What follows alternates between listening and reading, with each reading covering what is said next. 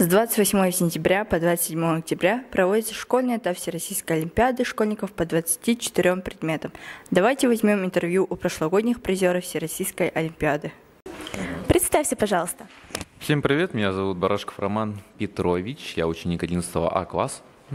Меня зовут Халаева Алина, 6 Д класса. Меня зовут Кадырова Алия, я из 8 Б класса. Меня зовут Евгений Крылов, я ученик 8 А класса.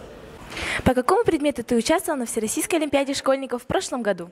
Я участвовал по географии в муниципальном этапе и занял там призерское место. Я участвовала в Всероссийской олимпиаде по якутскому языку. На Всероссийской олимпиаде школьников в прошлом году я участвовала на олимпиаде по литературе. Я каждый год участвую на олимпиаде по математике.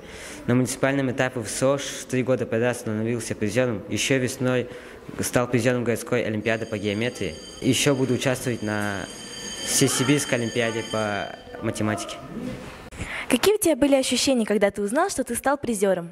Я был в эйфории, я был очень рад этой новости. Я была очень рада.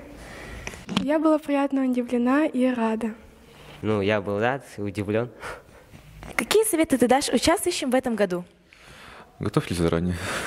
Чтобы они не волновались и готовились заранее.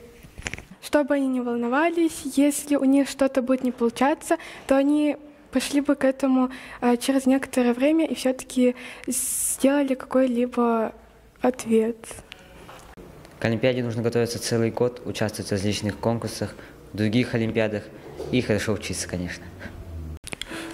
Ирина Михайловна, большое спасибо вам за подготовку и, скорее всего, за проявленную инициативу в том, чтобы позвать на Олимпиаду именно меня, потому что если бы не вы, я бы не узнал о ней даже. Спасибо.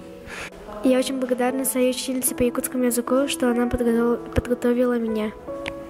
Я приношу свою благодарность своей учительнице по русскому литературе Ирине Леонтьевне. Спасибо ей за то, что она поддерживала меня и подготавливала к этой Олимпиаде.